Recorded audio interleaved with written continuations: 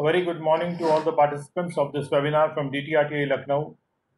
I am Arvind Mishra, Deputy Director, and today is 29th of August 2020.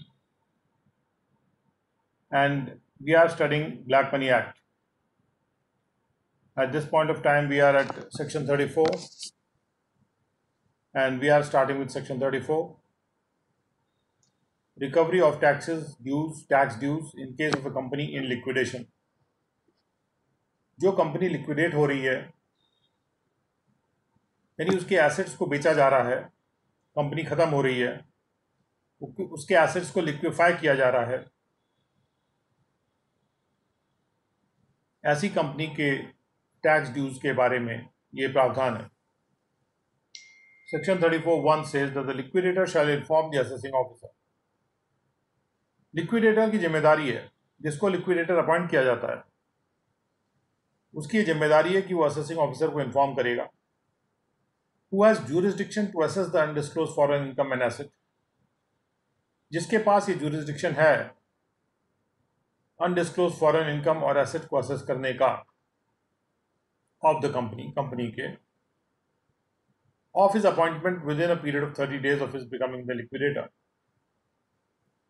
जब भी वो liquidator बनता है उसके 30 दिन में उस लिक्विडेटर के द्वारा सूचना देना है असेसिंग ऑफिसर को, जो ज्यूरिसडिक्शन वाले असेसिंग ऑफिसर हैं उस कंपनी के, जहां तक कि अनडिस्क्लोज फॉरेन इनकम और एसेट के असेसमेंट का सवाल है। और ये सूचना उनको, अपने लिक्विडेटर होने की सूचना उनको 30 दिन के अंदर दे देनी है अपने लिक्विडेटर बनने से। और 34(2) में कहा जा रहा है कि the assessing officer shall within a period of 3 months from the date on which he receives the information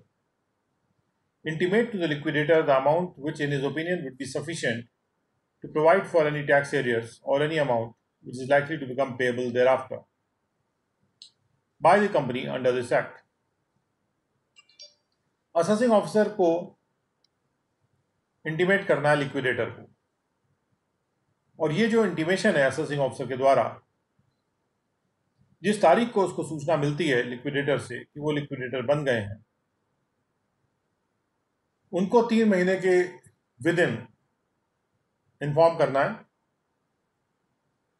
कि वो कौन सी राशि होगी जो पर्याप्त होगी टैक्स एरियर्स, जो अभी तक के टैक्स एरियर्स हैं, जो टैक्स अनपेड है, उसको प्रोवाइड फॉर करने के लिए, और साथ में ऐसे भी राशि जो कि पेबल हो जाने वाली है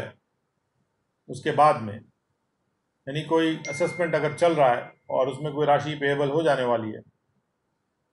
वो कितनी राशि हो सकती है उसको प्रोवाइड फॉर करते हुए उस राशि की जो मात्रा है वो बतानी है असेसिंग ऑफिसर को कि जो टैक्स एरियर्स हैं और जो होने वाले टैक्स पेएबल हैं उसके संबंध में कितनी राशि पर्याप्त होगी। और जब ये इंफॉर्मेशन वो दे देंगे असेसिंग ऑफिसर, तो 34(2) का कंप्लायंस हो जाएगा। 34(3) में कहा जा रहा है the liquidator shall not part with any of the assets of the company और the properties in his custody until he has been intimated by the assessing officer under subsection 2। Liquidator ने information दे दिया है assessing officer को। Assessing officer के पास 3 महीने का समय है। उस 3 महीने के समय में लिक्विडेटर को कोई भी एसेट कंपनी का या कोई भी प्रॉपर्टी जो उसकी कस्टडी में है उसको पार्ट विथ नहीं करना, उसको अपने से दूर नहीं करना है, और on being so intimated shall set aside an amount equal to the amount intimated. और जब उसको इंटीमेशन मिल जाता है असेसिंग ऑफिसर का, तो उतनी राशि सेट असाइड कर देगा जो इंटीमेट की गई थी, और उसके बियॉन्ड की जो राशि है उस संबंध में वो पार्ट विथ कर सकते हैं एसेट से। लेकिन जब तक ये सूचना नहीं मिलती, जब तक ये इंटीमेशन नहीं मिलता, तब तक वो कोई भी एसेट से पार्ट विथ यानी दूर नहीं कर सकते हैं। और 34(4) में कहा जा रहा है कि upon receipt of the information from the assessing officer under subsection 2. The amount so intimated shall, notwithstanding anything in any other law for the time being in force, be the first charge on the assets of the company. एक बार ये intimation assessing officer का मिल गया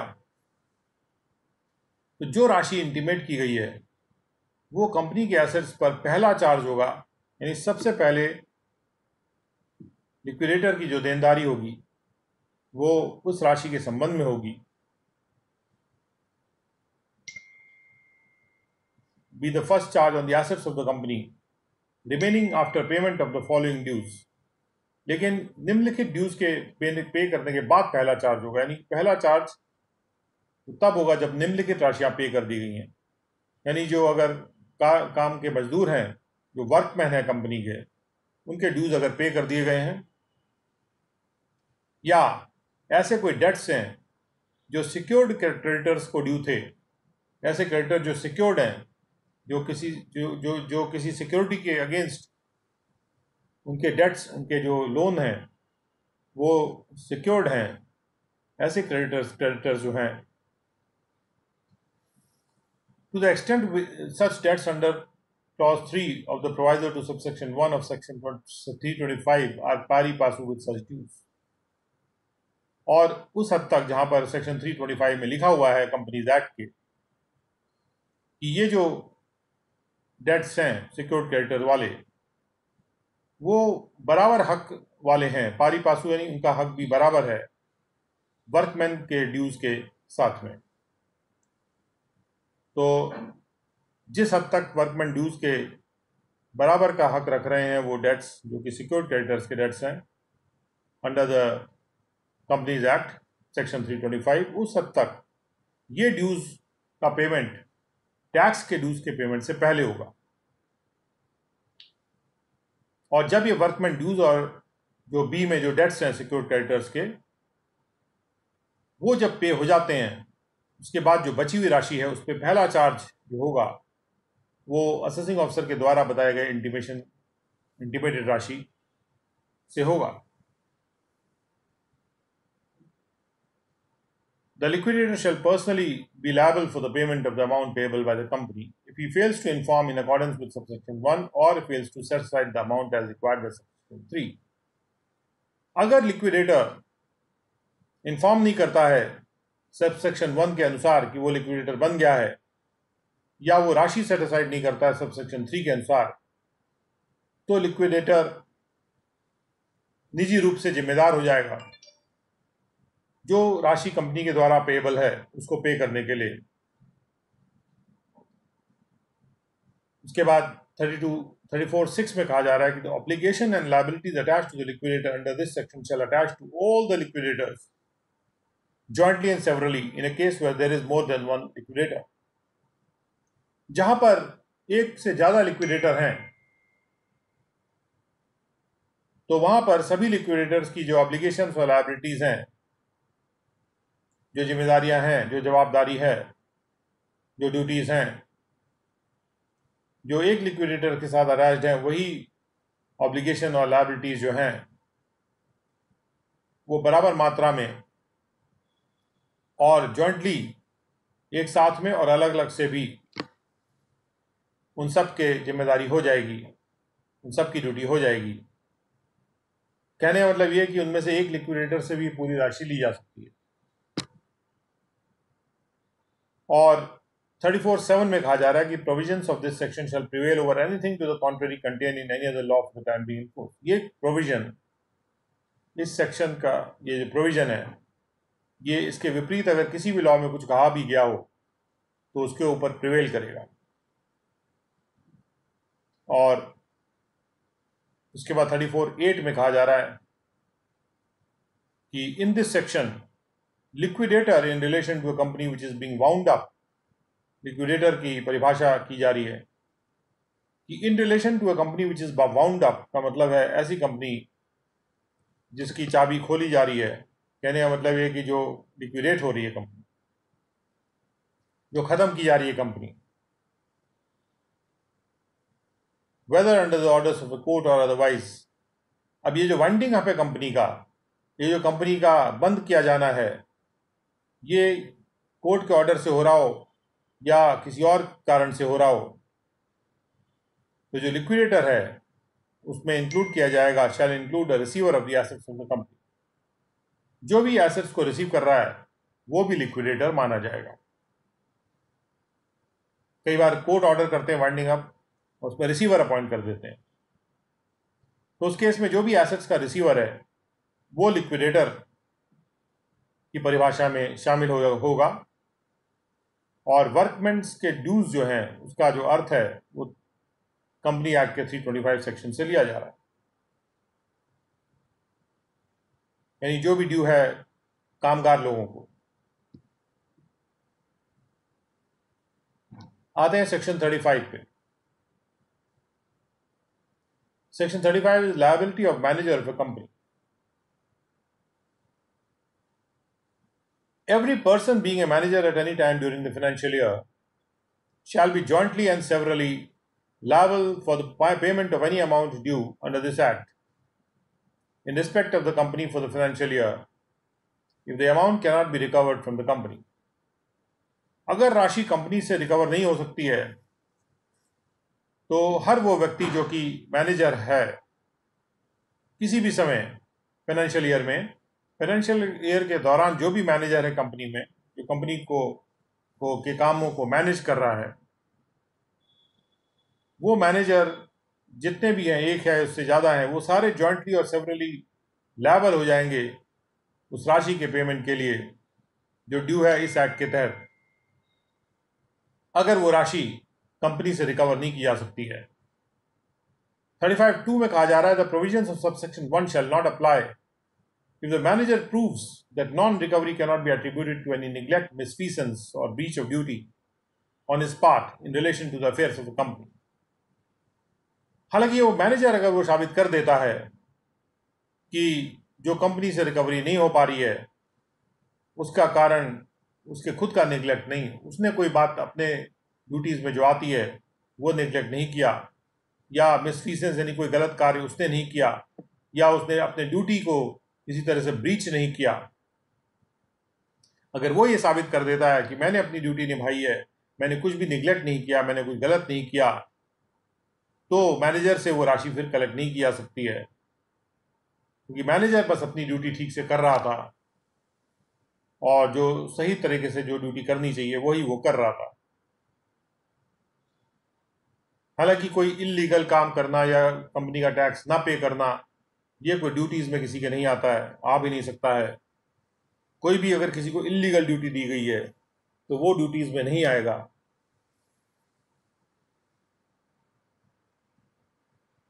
और अगर कोई जानबूझ के tax का पेमेंट नहीं करता है और नॉन रिकवरी का कारण वो बन जाता है तो वो जिम्मेदार हो जाएगा, वो मैनेजर जिम्मेदार हो जाएगा टैक्सेस के पेमेंट के लिए, या जितने भी ऐसे मैनेजर हैं वो सब जिम्मेदार हो जाएंगे। कहने का मतलब यह कि जिसको ये ड्यूटी ही नहीं दी गई कि टैक्स का पेमेंट करे, उसको तो जिम्मेदार ठहरा ही नहीं जा सकता। जिसकी ये ड्यूटी है कि टैक्स पे करे और वो नहीं कर रहा है, निगलेक्ट कर रहा है या जानबूझ के नहीं कर रहा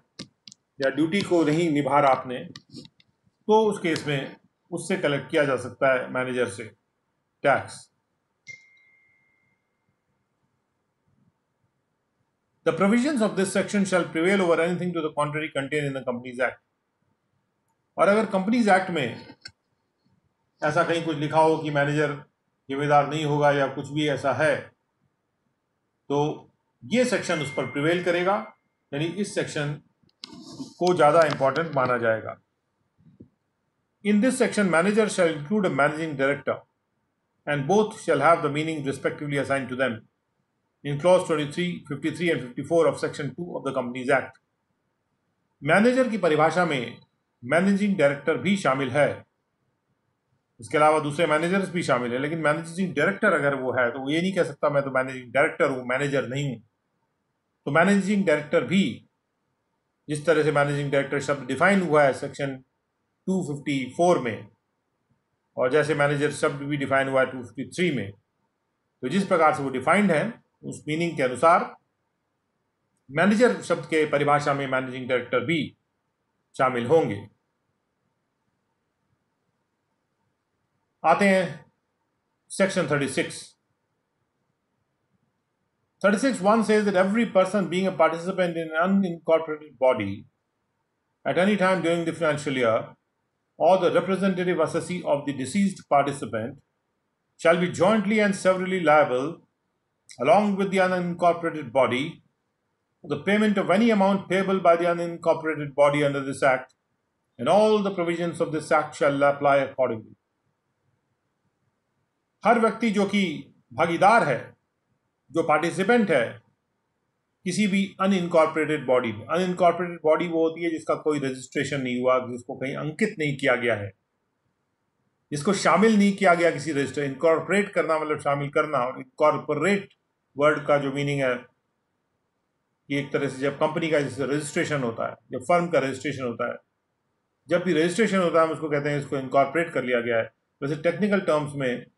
अगर देखा जाए, बहुत ही माइन्यूट टर्म्स में, तो जो जिसको कॉर्पोरेट माना जाता है उसी को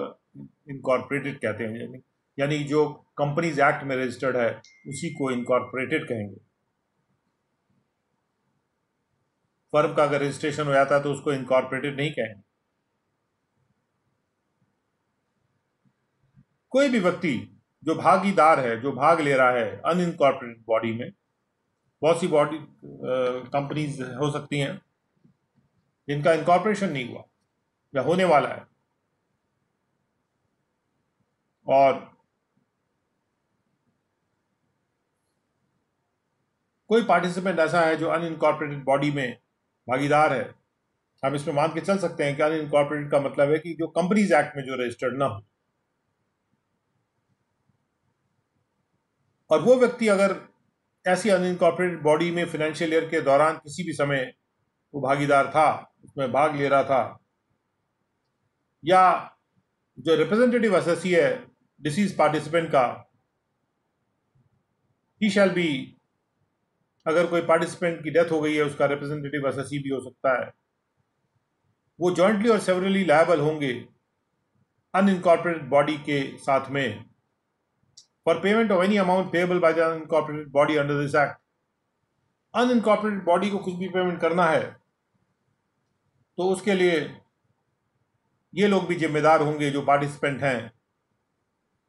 क्योंकि अगर इनकॉर्पोरेटेड बॉडी है तो इनकॉर्पोरेटेड बॉडी जिम्मेदार होती है, या फिर अगर उससे पेमेंट नहीं लिया जा सकता तो मैनेजर तब जिम्मेदार होगा जब उसने अपनी ड्यूटी ठीक से ना निभाई हो। लेकिन वो इनकॉर्पोरेटेड बॉडी एक एंटिटी है अपने आप में, इसलिए वो खुद जिम्मेदार होती है अपने टैक्स के लिए। नॉर्मल केस में और कोई जिम्मेदार नहीं होगा।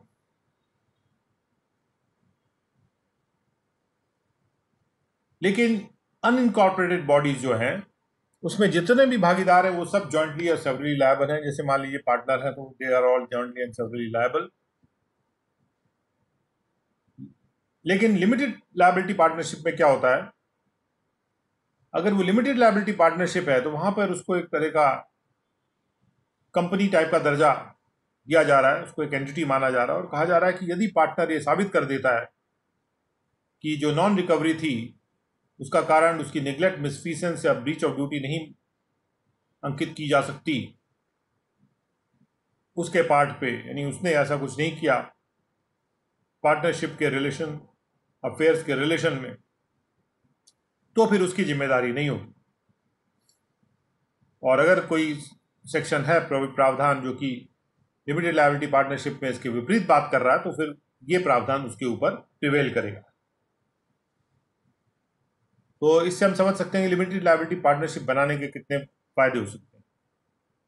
क्योंकि वहां पर जो पार्टनर है उसकी जिम्मेदारी डायरेक्ट नहीं होगी अगर उसने अपनी ड्यूटीज को ठीक से किया है।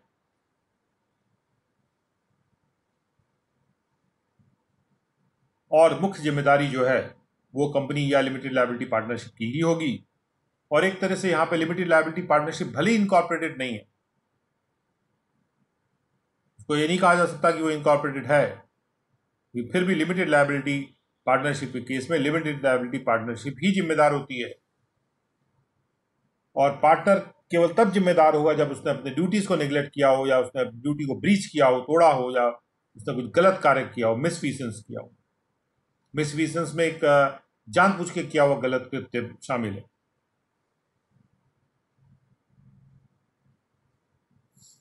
अब आते हैं 37 पे। स्टेट गवर्नमेंट, राज्य सरकार के माध्यम से recovery. If the recovery of tax in any area has been entrusted to a state government under clause 1 of Article 258 of the Constitution,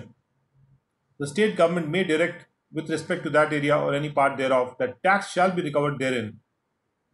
with and as an addition to any municipal tax or local rate by the same person and in the manner as the municipal tax or local rate is recovered. Article 258 clause 1 के अंतर्गत अगर ये जिम्मेदारी दी गई है किसी भी state government को कि वो टैक्स को रिकवर करेगी, तो स्टेट गवर्नमेंट ये डायरेक्शन दे सकती है उस एरिया के रिस्पेक्ट में या उस एरिया के पार्ट के रिस्पेक्ट में कि उस टैक्स को म्यूनिसिपल टैक्स और लोकल रेट के साथ साथ कलेक्ट किया जाएगा, और वही पर्सन कलेक्ट कर सकता है जो म्यूनिसिपल टैक्स या लोकल रेट की रिकवरी के लिए जिम्मेदार है। तो एक बार just for reference sake let us look at section 258, article 258(1). 258 of the Indian Constitution. Article 258 in the Constitution of India. Union के पावर है आर्टिकल 258 के द्वारा कि वो पावर कन्फर कर सकता है, प्रदान कर सकता है राज्यों पे इन सर्टन केसेस। इस कॉन्स्टिट्यूशन में कुछ भी लिखा हो उसको नजरअंदाज करते हुए जो राष्ट्रपति हैं गवर्नर के कंसेंट से एंट्रस्ट कर सकते हैं, यानी जिम्मेदारी दे सकते हैं, या तो शर्तों के साथ या बिना किसी शर्त के किसी भी राज्य सरकार को या उसके ऑफिसर्स को वो ऐसे फंक्शंस की जिम्मेदारी दे सकते हैं ऐसे मैटर के रिलेशन में जहां पर यूनियन का एग्जीक्यूटिव पावर एक्सटेंड कर रहा है। वैसे तो पावर यूनियन का एक्सटेंड कर रहा है, यानी सेंट्रल गवर्नमेंट का एक्सटेंड कर रहा है, लेकिन राष्ट्रपति गवर्नर के कंसेंट से बेशर्त या शर्तों के साथ जिम्मेदारी, किसी भी फंक्शन की जिम्मेदारी जो फंक्शन यूनियन की है वो स्टेट गवर्नमेंट को भी दे सकते हैं, अगर स्टेट गवर्नमेंट उससे एग्री करती है, यानी गवर्नर उसको एग्री करते हैं, कंसेंट देते हैं। तो इसमें वो टैक्स लेने वाली बात भी आ सकती है। कोई भी कानून जो पार्लियामेंट के द्वारा बनाया जाता है जो किसी भी स्टेट में अप्लाई करता है, भले ही वो ऐसे मैटर से रिलेट करता हो जिसके रिस्पेक्ट में जो लेजिस्लेचर है उस स्टेट का उसके पास कोई पावर नहीं है लॉ बनाने का, तो ऐसे केस में भी उसको पावर कन्फर किए जा सकते हैं यूनियन के द्वारा, और ड्यूटीज इंपोज की जा सकती हैं, confer powers and impose duties or otherwise or authorise the conferring of powers and imposition of duties upon the state or the officers, या स्टेट गवर्नमेंट को भी ऑथराइज कर सकते हैं कि वो पावर्स और ड्यूटीज को आगे कन्फर कर दें किसी को, यानी और नीचे वाली सरकारों को भी कन्फर कर सकते हैं। ऐसे मामलों में जहां पर कानून बनाने का अधिकार स्टेट गवर्नमेंट के पास नहीं है, तो ऐसे संदर्भ में पावर्स और ड्यूटीज दी जा सकती हैं कानून बनाने की यूनियन के द्वारा राज्य सरकारों को, और राज्य सरकारों को ऑथराइज भी किया जा सकता है कि उन पावर्स और ड्यूटीज को वो आगे भी नीचे दे सकते हैं। और जहां पर इस आर्टिकल के वजह से जो भी पावर्स और ड्यूटीज कन्फर की गई हैं या इम्पोज की गई हैं किसी भी स्टेट पर या उसके ऑफिसर्स पर या उसकी अथॉरिटीज पे, तो जो सरकार है, राज्य जो भारत की सरकार है, वो पेमेंट करेगी उस राज्य को ऐसी राशि जो कि एग्री कर ली जाएगी, और अगर उस कोई एग्रीमेंट नहीं हो रहा है तो वो राशि तय की जा सकती है एक आर्बिट्रेटर के द्वारा, जिसको chief justice of India appoint करेंगे। और आर्बिट्रेटर वो व्यक्ति होता है जब दो पार्टीज के बीच में डिस्प्यूट होता है तो उसको सेटल करने के लिए आर्बिट्रेटर अपॉइंट किए जाते हैं। कोई भी एक्स्ट्रा कॉस्ट जो एडमिनिस्ट्रेशन की है जो स्टेट के द्वारा इनकर की जाएंगी उन ड्यूटीज या पावर्स को एक्सरसाइज करने के लिए, उस संबंध में जो भी पेमेंट किया जाना है उसको आर्बिट्रेटर भी तय कर सकता है। यानी जब ये पावर दी जा रही है, लॉ बनाने की पावर या एग्जीक्यूटिव पावर, पहले सबसेक्शन में एग्जीक्यूटिव पावर है और दूसरे सबसेक्शन में जो सबसेक्शन 2 है उसमें कानून बनाने की जो पावर है वो दी जा रही है। और 3 में, सबसेक्शन 3 में उसके लिए जो पेमेंट है उस केंद्र सरकार करेगी राज्य सरकारों को, और अगर कोई एग्रीमेंट नहीं होता कितना पेमेंट करना तो आर्बिट्रेटर उसको डिसाइड कर देगा। तो सेक्शन आर्टिकल 258 के द्वारा ये प्रावधान किया गया है कि केंद्र सरकार ड्यूटीज को कलेक्ट करने का पावर दे सकती हैं किसी भी राज्य सरकार को। जहां पर ब्लैक मनी एक्ट में सेक्शन 37 ये कहता है कि अगर रिकवरी ऑफ टैक्स किसी भी एरिया में एंट्रस्ट कर दिया गया है किसी राज्य सरकार को, तो राज्य सरकार डायरेक्शन दे सकती है उस एरिया के रिस्पेक्ट में वो टैक्स म्यूनिसिपल टैक्स के साथ साथ कलेक्ट किया जाएगा और उसी ऑफिसर के द्वारा किया जाएगा जो म्यूनिसिपल टैक्स या लोकल जो टैक्स है रेट है वो कलेक्ट कर रहा है। Now, Section 38 says the recovery of tax dues in pursuance of agreements with foreign countries or specified territories. 38(1) में कहा जा रहा है the tax recovery officer ऐसे केस में जहां पर एसएससी के पास कोई प्रॉपर्टी है हमारे देश में या किसी स्पेसिफाइड टेरिटरी में इंडिया से बाहर कोई प्रॉपर्टी है एसएससी के पास, तो TRO can forward the certificate to the board for recovery of the tax arrears from the SSE। TRO अपना सर्टिफिकेट ड्रॉ करके उस सर्टिफिकेट को फॉरवर्ड कर सकते हैं बोर्ड को, यानी सीबीडीटी को, उन टैक्स एरियर्स की रिकवरी के लिए where the central government or any specified association in India has entered into an agreement, जहां पर राज्य सरकार ने या किसी इंडिया के स्पेसिफाइड एसोसिएशन ने कोई एग्रीमेंट कर लिया है किसी दूसरे देश के साथ या दूसरी टेरिटरी के साथ। यहां पे एसएससी के पास जो प्रॉपर्टी है वो इंडिया में नहीं है, इंडिया से बाहर किसी देश में है या किसी स्पेसिफाइड टेरिटरी में, और हमारी सेंट्रल गवर्नमेंट ने उस टेरिटरी के साथ या उस स्पेसिफाइड या हमारी किसी स्पेसिफाइड एसोसिएशन ने कोई एग्रीमेंट कर लिया है उस कंट्री से या उस टेरिटरी से सेक्शन 90 या 90A के तहत इनकम टैक्स एक्ट के, तो normally primarily double taxation avoidance agreement होते हैं, लेकिन कोई भी इस तरह का एग्रीमेंट कर लिया है और under section 73 subsection 4, 1 and 2 as the case में भी टैक्स के रिकवरी के लिए अगर कोई एग्रीमेंट कर लिया है, तो अगर एग्रीमेंट कर लिया तो टीआरओ के पास ये ड्यूटी है कि वो सर्टिफिकेट ड्रॉ करके और सर्टिफिकेट को बोर्ड को फॉरवर्ड कर देंगे। जब सर्टिफिकेट बोर्ड को मिलेगा तो बोर्ड क्या करेगा, वो 38(2) में लिखा है, on receipt of the certificate under subsection 3 from the tax recovery officer, the board may take such action thereon as it may deem appropriate,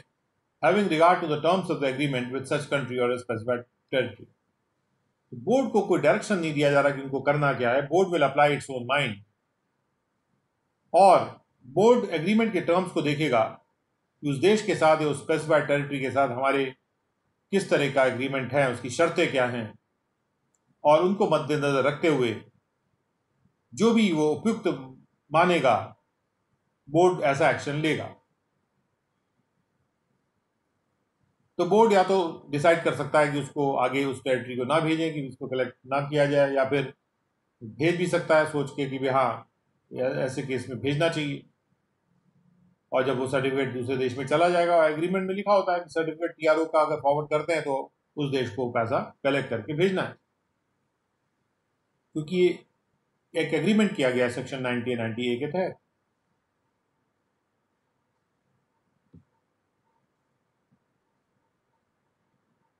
अब आते हैं सेक्शन 39, रिकवरी बाय सूट और under other law not effective. 39(1) says that the several modes of recovery specified in this chapter shall not affect in any way। जो भी recovery के तरीके दिए हुए इस चैप्टर में वो कोई असर नहीं करेंगे किसी और लॉ पे जो फोर्स में है डेट्स की रिकवरी के लिए जो सरकार को ड्यू हैं। बहुत से ऐसे लॉज भी हो सकते हैं जिसमें कि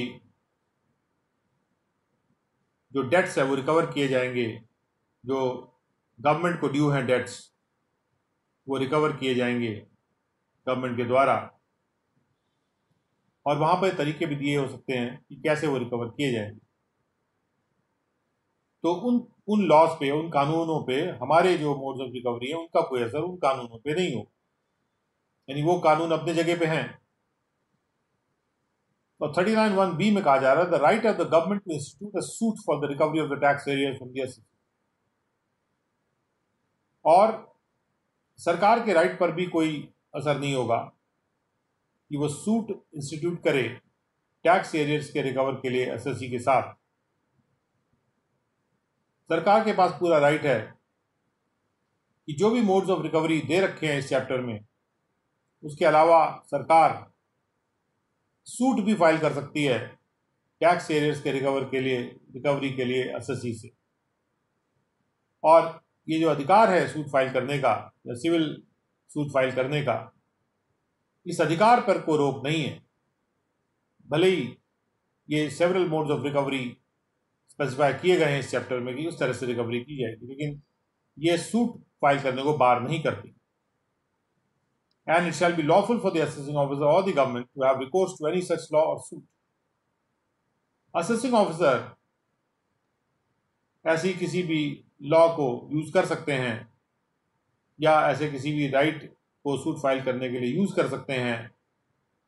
notwithstanding the tax areas are being recovered from the SSC by any mode specified in this chapter. इस चैप्टर में कि कोई भी मोड इस्तेमाल करके भले ही टैक्स एरियर्स को रिकवर करने की कार्यवाही चल रही है, उसके बावजूद असेसिंग ऑफिसर के पास ये राइट होता है कि कोई भी लॉ है अगर डेट्स को रिकवर करने के लिए उसके कंप्लायंस में या उसके अनुसार असेसिंग ऑफिसर उसका इस्तेमाल कर सकता है उस लॉ का डेट्स को रिकवर करने के लिए, या वो सूट भी फाइल कर सकता है on behalf of the government for the recovery of the tax arrears from the SSC. अब आता है सेक्शन 40 में, where the assessee has any income from a source outside India. assessee के पास इंडिया से बाहर से किसी स्रोत से इनकम आ रही है which has not been disclosed in the return of income furnished under subsection 1 of section 139 of the Income Tax Act. जिसको assessee ने जो रिटर्न फाइल की थी 139(1) में उसमें डिस्क्लोज नहीं किया है, उस इनकम को जो ऐसे सोर्स से आ रही है जो इंडिया से बाहर से आ रही है, और the return of income has not been furnished under the said subsection, या उसने 139(1) सबसेक्शन में रिटर्न फर्निश ही नहीं की है, तो interest shall be chargeable in accordance with the provisions of section 234A of the income tax act. ऐसे case में interest charge होगा 234A सेक्शन के तहत इनकम टैक्स एक्ट के जो प्रावधान है। ये वो सिचुएशन है जहां पे असेसी के पास इनकम आ रही है लेकिन उसने उसको शो नहीं किया अपने रिटर्न में, या रिटर्न ही नहीं फाइल की। और 42 में कहा जा रहा है where the assessee has any undisclosed income। ये जो 139(1) में जो रिटर्न की बात हो रही है, इनकम टैक्स एक्ट का जो सेक्शन है, या उसने रिटर्न भरी नहीं है, तो उस इनकम को जो इस प्रावधान में टैक्स होता है, वैसे अगर उसने नहीं दिखाया तो सेक्शन 234A के प्रावधान के अनुसार इंटरेस्ट चार्ज होगा इनकम टैक्स एक्ट में। Interest shall be chargeable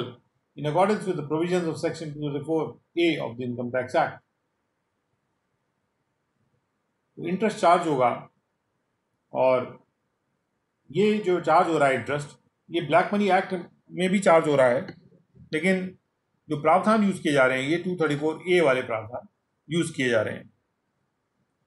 and where the assessee has any undisclosed income from a source outside India, and the advance tax on such income has not been paid in accordance with Part C of the Chapter 617 of the Income Tax Act. अगर SSC ने advance tax नहीं दिया है undisclosed income पे, तो 234B वाला जो interest है वो भी चार्ज होगा और 234C का भी इंटरेस्ट चार्ज होगा, 234B एंड 234C। तो 234A, 234B, 234C वाला जो इंटरेस्ट है उसको एप्लीकेबल किया जा रहा है अगर कोई अनडिस्क्लोज्ड इनकम है एक ऐसे सोर्स से जो इंडिया से बाहर है, जिसको हमने अनडिस्क्लोज्ड फॉरेन इनकम और एसेट्स में डिफाइन भी किया है। अब आते हैं chapter 4 which is penalties. Now section 41 says the assessing officer may direct that in a case where tax has been computed under section 10 in respect of the undisclosed foreign income and asset, the assessee shall pay by way of a penalty in addition to the tax, if any, payable by him, a sum equal to 3 times the tax computed under that section. जो भी tax compute किया गया है section 10 में, जो undisclosed foreign income और asset के ऊपर जो टैक्स कंप्यूट किया गया है, जैसे हमने देखा था 30% के हिसाब से था, तो असेसिंग ऑफिसर ये भी डायरेक्शन दे सकते हैं। और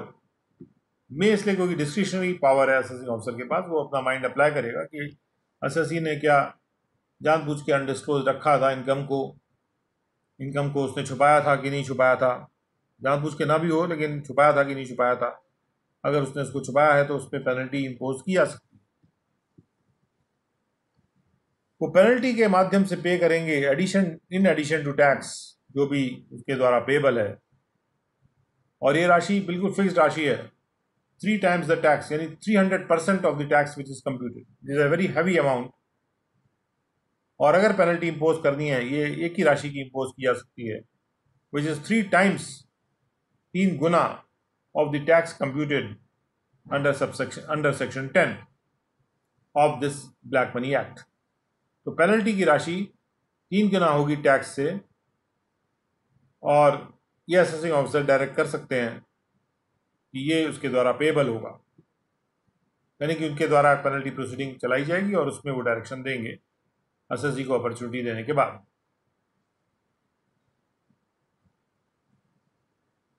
now section 42, penalty for failure to furnish return in relation to foreign income and asset. अगर कोई व्यक्ति जो इंडिया में रेसिडेंट है, other than not ordinarily resident in India, NOR नहीं है, रेसिडेंट है within the meaning of 6(6) of the income tax act, who is required to furnish a return of his income, जिसको अपनी return furnish करना जरूरी है under 139(1) या जो भी प्रोवाइजो है उसका सबसेक्शन का उसके अंतर्गत, and who at any time during such previous year held any asset, और जिसने प्रीवियस ईयर के दौरान किसी भी समय कोई एसेट होल्ड कर रहा था, वो जो कि फाइनेंशियल इंटरेस्ट भी हो सकता है किसी एंटिटी में जो इंडिया से बाहर लोकेटेड था और उसका वो बेनिफिशियल ओनर था या बेनिफिशियल ओनर नहीं भी था, वो भी अगर एसेट होल्ड कर रहा था, या वो किसी एसेट का बेनिफिशियरी था जिसमें फाइनेंशियल इंटरेस्ट भी हो सकता है किसी एंटिटी में जो एसेट इंडिया से बाहर लोकेटेड था, यानी या तो वो होल्ड कर रहा था उस एसेट को, या वो एसेट का बेनिफिशियरी था, और या तो वो होल्ड कर रहा था बेनिफिशियल ओनर के रूप में या किसी दूसरे रूप में भी, या फिर उसके पास कोई इनकम थी जो कि ऐसे सोर्स से आ रही थी जो इंडिया से बाहर था, और वो व्यक्ति रिटर्न नहीं भरता है and fails to furnish such return, और वो 139(1) के तहत वो रिटर्न नहीं भरता है before the end of the relevant assessment year, assessment year के खत्म होने से पहले रिटर्न नहीं भरता, तो असेसिंग ऑफिसर डायरेक्ट कर सकते हैं कि ऐसा व्यक्ति पेनल्टी के रूप में 10 लाख रुपए का पेमेंट करेगा। यहाँ भी एक फिक्स राशि है, एक बहुत स्ट्रिक्ट प्रोविजन है। अगर किसी के पास इंडिया से बाहर कोई एसेट है जो वो होल्ड कर रहा है, या वो किसी एसेट का बेनिफिशियरी है जो इंडिया से बाहर है, और वो भले ही उसको होल्ड नहीं कर रहा है लेकिन बेनिफिशियरी है, या फिर उसके पास कोई भी इनकम है जो कि ऐसे सोर्स से प्राप्त हो रही है जो आउटसाइड इंडिया लोकेटेड है और वो रिटर्न नहीं भरता,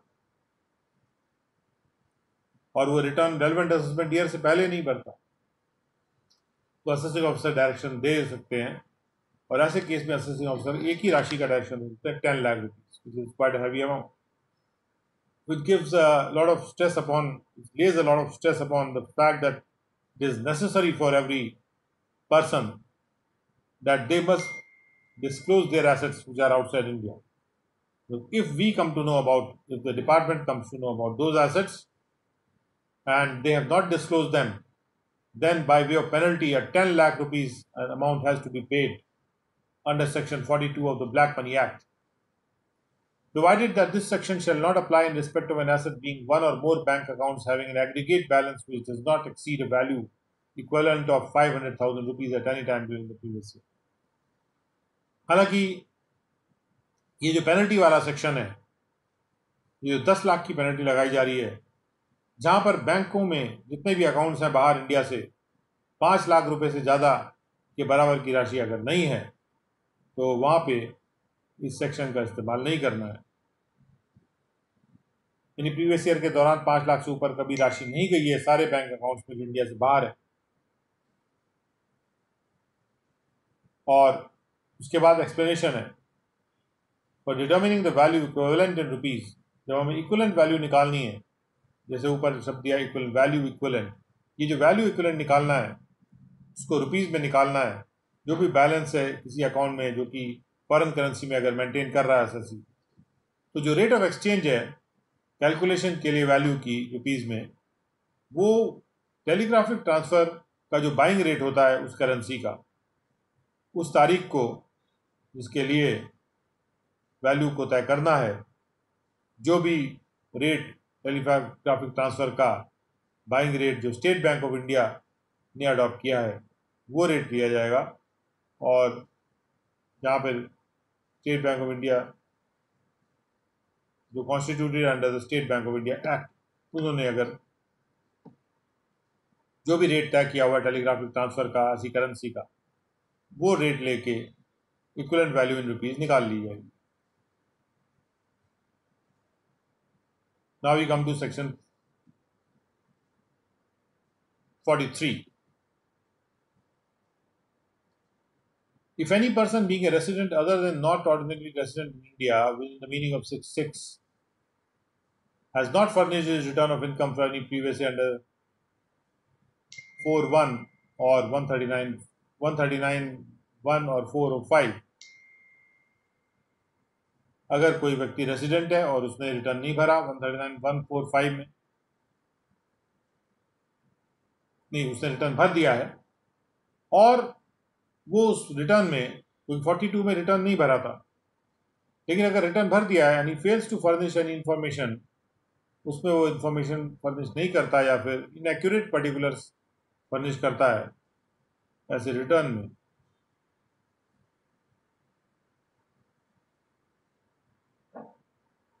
रिलेटिंग टू एनी एसेट, जो रिटर्न किसी एसेट से संबंधित है, यानी कि जो ऐसे रिटर्न में जो इन्फॉर्मेशन है वो उस एसेट की इंफॉर्मेशन से रिलेटेड इन्फॉर्मेशन नहीं देता है या इनएक्यूरेट इन्फॉर्मेशन फर्निश करता है, जो भी एसेट सब्जेक्ट मैटर है इस एक्ट का, यानी लोकेटेड आउटसाइड इंडिया है, जिस एसेट को होल्ड कर रहा है एज ए बेनिफिशियल ओनर या किसी भी तरीके से, या जिसके रिस्पेक्ट में वो खुद एक बेनिफिशियरी है, या वो किसी ऐसी इनकम की सूचना नहीं देता और relating to any income from जिसका सोर्स आउटसाइड इंडिया लोकेटेड है प्रीवियस ईयर के दौरान, तो असेसिंग ऑफिसर जो है वो डायरेक्शन दे सकता है कि ऐसे पर्सन जो है पेनल्टी पे करेंगे 10 लाख रुपीज। यानी अगर रिटर्न भर भी देते हैं उसमें नहीं दिखाते तो भी 10 लाख की पेनल्टी है, रिटर्न नहीं भरते तो भी 10 लाख की पेनल्टी है। Now provided that this section shall not apply in respect of an asset being one or more bank accounts having an aggregate balance which does not exceed a value equivalent to 500,000 rupees at any time during the previous year. बशर्ते कि ये जो section है वो apply नहीं करेगा ऐसे asset के रिलेशन में जो कि बैंक अकाउंट्स हैं जिनका कुल मिला के जो एग्रीगेट जो कुल मिला के जो इकट्ठा जो बैलेंस है वो 5 लाख रुपए से अगर ज़्यादा नहीं है इक्विवेलेंट अमाउंट में, तो ये सेक्शन अप्लाई नहीं करेगा, जैसे कि सेक्शन 42 का भी प्रावधान था। और इसीलिए वैल्यू इक्विवेलेंट निकालने के लिए भी 42 का जो एक्सप्लेनेशन है वो वैलिड कर दिया गया है। अब आते हैं 44 पे। Now section 44 says that penalty for default in payment of tax arrears. Every person who is an assessee in default, जो व्यक्ति assessee in default है और an assessee deemed to be in default या assessee deemed to be default है, deemed to be in default यानी defaulter मान लिया गया या फिर डिफॉल्टर है, जैसे कई कई जगह डिफॉल्टर मान लिया जाता है assessee को, एज द केस में भी टैक्स के पेमेंट में। And in case of continuing default, अगर ये डिफॉल्ट कंटिन्यू करता है तो he shall be liable to a penalty. तो जैसे 221 की जैसे पेनल्टी होती है, तो जब तक डिफॉल्ट कंटिन्यू करता है he shall be liable to a penalty of an amount equal to the amount of tax arrear. Tax arrear के बराबर की पेनल्टी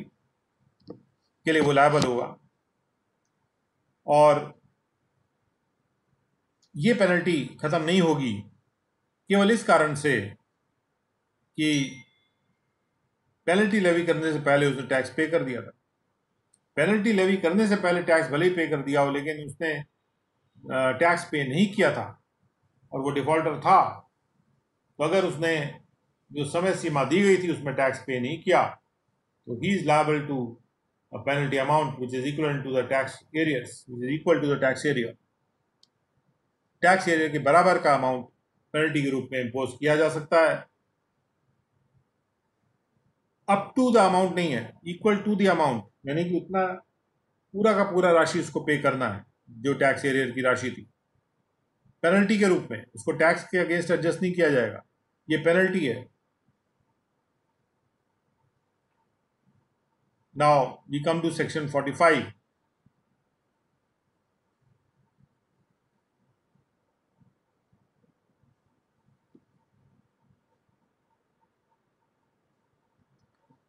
दूसरे डिफॉल्ट्स के लिए जो पेनल्टी है, a person shall be liable to a penalty if he has without reasonable cause failed to answer any question put to him by a tax authority in the exercise of powers under this act, or he has failed to sign any statement made by him in the course of any proceedings under this act which a tax authority may legally require him to sign,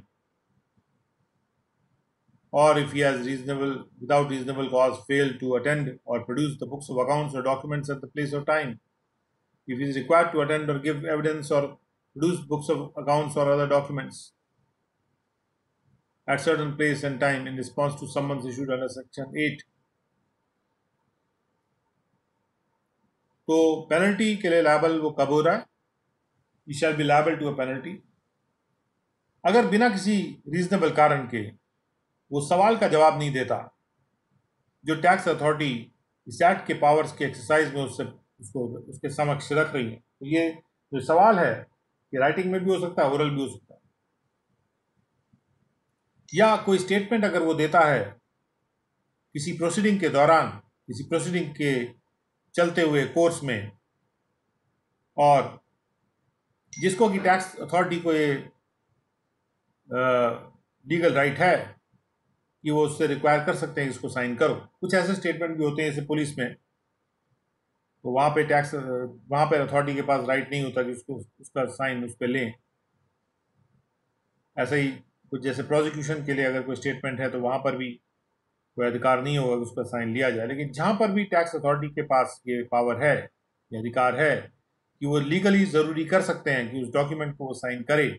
उस statement को वो sign करे जो उसने course of proceeding में दिया है, और वो अगर उस स्टेटमेंट को साइन नहीं करता बिना किसी रीजनेबल कारण यानी कि सवाल का जवाब नहीं देता, स्टेटमेंट साइन नहीं करता। तीसरा ये है कि वो अटेंड नहीं करता है अगर उसको अटेंड करने के लिए कहा गया है, या बुक्स ऑफ अकाउंट्स या डॉक्यूमेंट्स प्रोड्यूस नहीं करता है, उस प्लेस पे, उस जगह पे अगर उसे ज़रूरी किया गया था कि उसको अटेंड करना है या फिर उसको एविडेंस देना है या बुक्स अकाउंट्स और अदर डॉक्यूमेंट्स प्रोड्यूस करने हैं। और टू गिव एविडेंस का मतलब है कि उसको अपना स्टेटमेंट देना है। जब गिव एविडेंस की बात कहते हैं तो थोड़ा वाइडर टर्म है, लेकिन मेन इसका मतलब ये होता है कि he has to give answer to the questions and his statement would be recorded, his oral evidence would be recorded,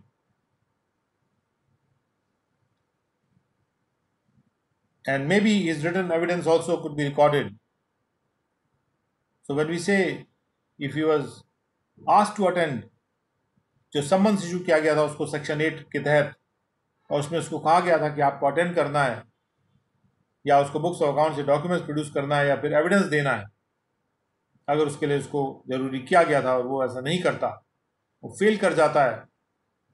और कोई बेकारण बिना रीजनेबल कारण के फेल कर जाता है, तो पेनल्टी जो है जिसकी राशि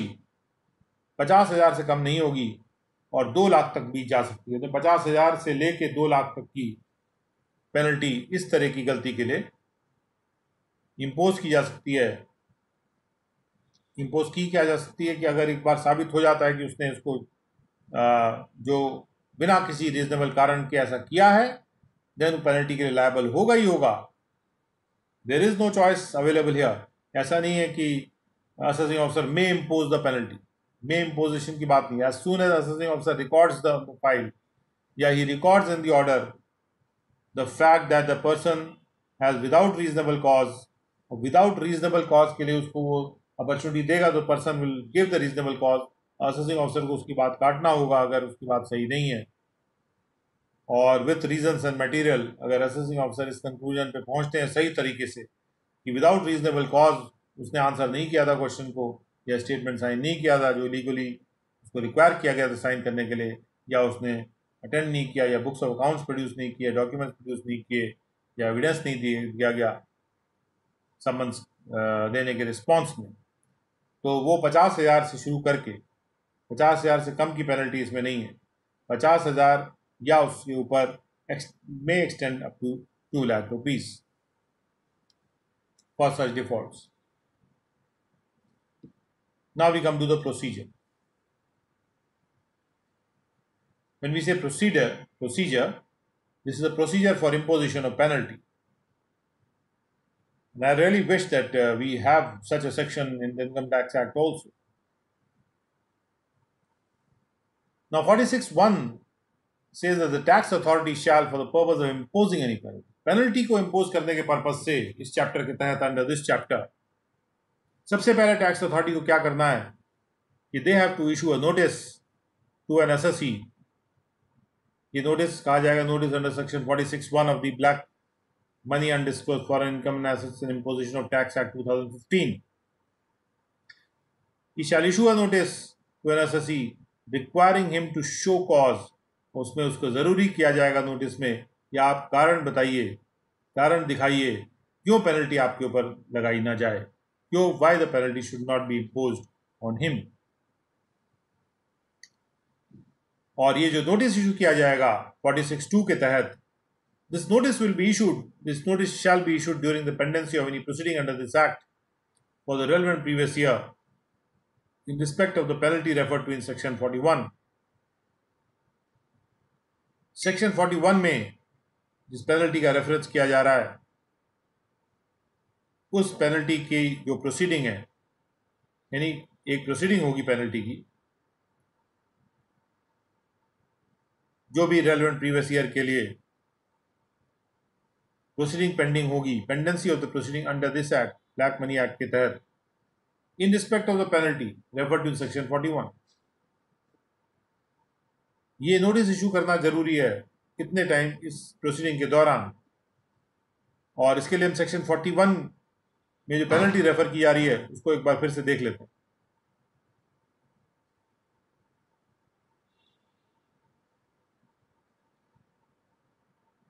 ये जो मेन पेनल्टी है जब प्रोसीडिंग चल रही है पेनल्टी की, कौन सी पेनल्टी की प्रोसीडिंग चल रही है, सेक्शन 41 की पेनल्टी। और सेक्शन 41 की पेनल्टी क्या है, कि असेसिंग ऑफिसर डायरेक्ट कर सकते हैं कैसे केस में जहां पर टैक्स कंप्यूट किया गया है अंडर सेक्शन 10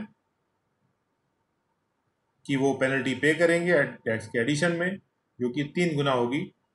कंप्यूटेड टैक्स के मुकाबले में। तो अगर असेसिंग ऑफिसर कहीं पे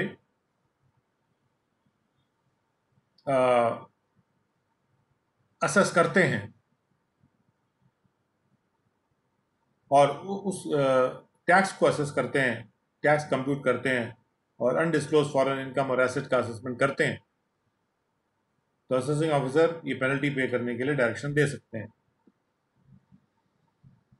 तो ये जो मुख्य पेनल्टी है उसके बाद बात हो रही है, और उसी के संदर्भ में जब हम 46 पर जाते हैं तो हम ये पाते हैं कि जो भी नोटिस की बात हो रही है सबसेक्शन 1 में, वो इशू किया जाएगा during the pendency of proceedings in respect of the penalty. जो पेनल्टी की प्रोसीडिंग है उसमें इशू किया जाएगा, यानी कि पेनल्टी की प्रोसीडिंग एक अलग प्रोसीडिंग होगी, जिसको असेसमेंट की प्रोसीडिंग से कंफ्यूज नहीं किया जाना चाहिए। और ये एक अलग प्रोसीडिंग होगी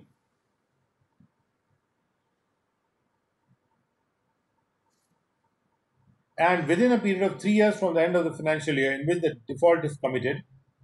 जिस फाइनेंशियल ईयर में ये डिफॉल्ट कमिट किया है असेसी ने, उस फाइनेंशियल ईयर के अंत से 3 साल के अंतर्गत ये नोटिस भेजा जाएगा in respect of the penalties refer to in section 45। Section 45 में जो पेनल्टी है उसके लिए टाइम लिमिट भी इंडिकेट की जा रही है यहाँ पे, लेकिन सेक्शन 41 की जो के लिए कोई टाइम लिमिट यहाँ पे इंडिकेट नहीं किया गया है कि वो प्रोसीडिंग कब शुरू की जाएगी, क्योंकि प्रोसीडिंग की शुरुआत इस नोटिस के साथ होगी 46(1). And no order imposing a penalty shall be made unless the assessee has been given an opportunity of being heard। Hearing की अपॉर्चुनिटी देना जरूरी है ऑर्डर इम्पोजिंग पेनल्टी के केस में। and an order imposing a penalty under this chapter shall be made with the approval of the joint commissioner or the joint director। और ये जो penalty order है इसके लिए जॉइंट कमिश्नर या joint director के ऑर्डर की जरूरत होगी अगर वो पेनल्टी 1 लाख रुपए से ज़्यादा की है, और जो भी टैक्स अथॉरिटी है पेनल्टी लेवल करने वाली वो इनकम टैक्स ऑफिसर के लेवल की है अगर, या फिर अगर वो टैक्स अथॉरिटी जो पेनल्टी लेवी कर रही है वो असिस्टेंट कमिश्नर या डिप्टी कमिश्नर या असिस्टेंट डायरेक्टर या डिप्टी डायरेक्टर रैंक की है, तो उस केस में पेनल्टी तब लेवी की जाएगी जब पेनल्टी का ऑर्डर तब अप्रूवल लिया जाएगा जॉइंट कमिश्नर का जब वो 5 लाख से ऊपर की, यानी 5 लाख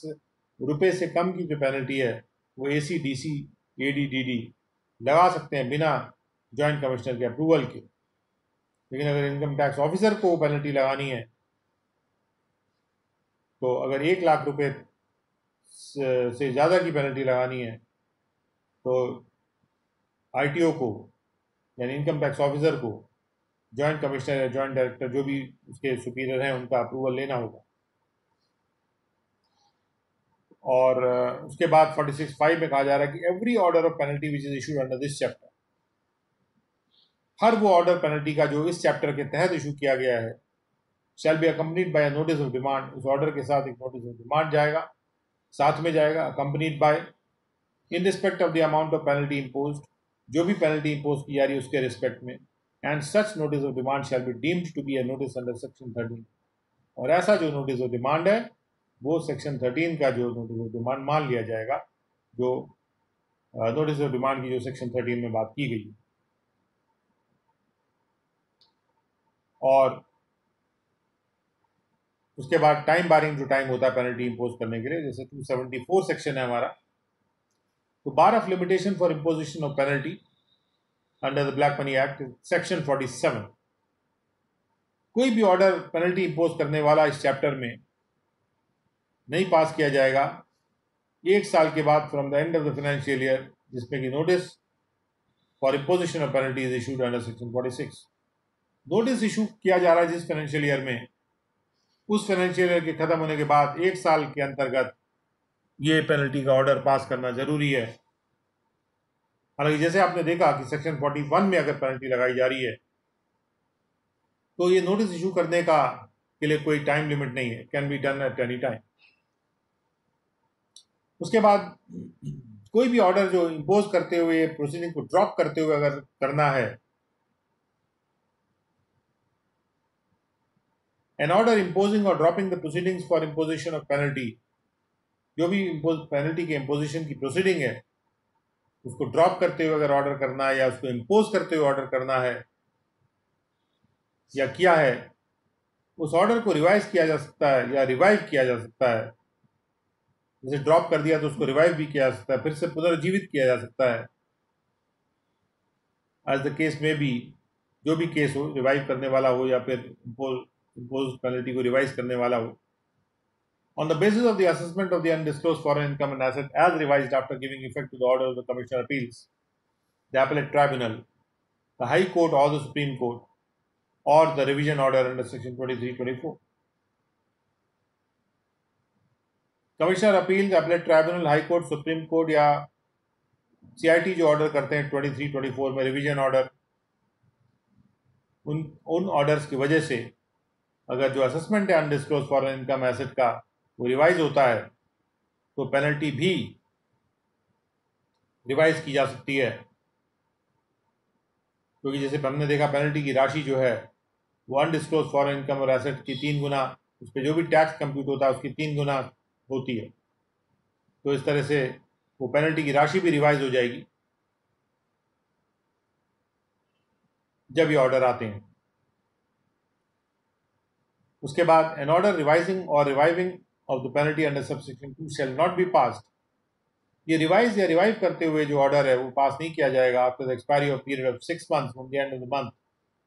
इन which the order of these authorities is received by the principal commissioner or the chief commissioner or the PCIT or the CIT, या फिर जिस मंथ में वो ऑर्डर ऑफ रिवीजन पास होता है। तो इन ऑर्डर्स के तहत अगर जो असेसमेंट होता है उसकी मात्रा रिवाइज हो जाती है, रिवाइज में ऊपर भी जा सकती है नीचे भी जा सकती है। अगर ऊपर जाएगी, आप इफेक्ट देना है आपको after giving effect to the order, पहले ऑर्डर का इफेक्ट देना है, उसके बाद पेनल्टी को रिवाइज करना है। अब उसके बाद यहाँ पे 3 में कहा जा रहा है कि जो भी ऑर्डर रिवाइज या रिवाइव करते हुए किया जाएगा उसके लिए टाइम लिमिट फिक्स कर दी गई है कि वो जो ऑर्डर है जिस मंथ में वो ऑर्डर प्राप्त होता है हायर अथॉरिटीज़ का या जिस मंथ में CIT इशू करते हैं, पास करते हैं रिवीजन का ऑर्डर, उस मंथ के ख़त्म होने के बाद 6 महीने के अंतर्गत ये पेनल्टी को रिवाइज करने वाला ऑर्डर करना है। यानी ऑर्डर गिविंग इफेक्ट की डेट से नहीं है ये जो टाइम बारिंग टाइम है इसका 6 months का, ये तब से है जब वो ऑर्डर रिसीव होता है हायर अथॉरिटी का या पास होता है रिवीजन का ऑर्डर। और इसमें इंपॉर्टेंट बात यहाँ पे ये है कि अगर किसी का असेसमेंट, किसी का आकलन नीचे की तरफ कर दिया गया, यानी रिवाइज करके असेसमेंट कम हो गया, तो वहाँ पर भी पेनल्टी को रिवाइज कैसे किया जाएगा उसके बारे में यहाँ प्रावधान में ऐसा नहीं लिखा है, विच आई सपोज कोर्ट्स में allow this because in spite of the fact that यहाँ पर कोई प्रावधान नहीं लिखा है कि अगर किसी का आकलन कम कर दिया जाता है तो उसका पेनल्टी भी कम कर दी जाएगी। अगर मान लीजिए कि 6 महीने के अंतर्गत वो ऑर्डर नहीं पास होता तो क्या पोजीशन बनेगी? क्या 6 महीने के बाद वो ऑर्डर पास किया जा सकता है उसका पेनल्टी को रिवाइज करने वाला? अब आते हैं 47(4). In computing the period of limitation for the purposes of this section, the following time or period shall not be included. ये जो लिमिटेशन का टाइम है कैलकुलेट करते वक्त जो हम समय दे रहे हैं रीहियरिंग का अंडर सेक्शन 7 जब इनकम्बेंट चेंज हो जाते हैं या जब कोई लेवी और पेनल्टी की प्रोसीडिंग को स्टे कर दिया गया किसी कोर्ट के इंजंक्शन या ऑर्डर के द्वारा, वो पीरियड टाइम लिमिटेशन निकालने के लिए एक्सक्लूड कर दिया जाएगा. So with that, we come to the end of today's session.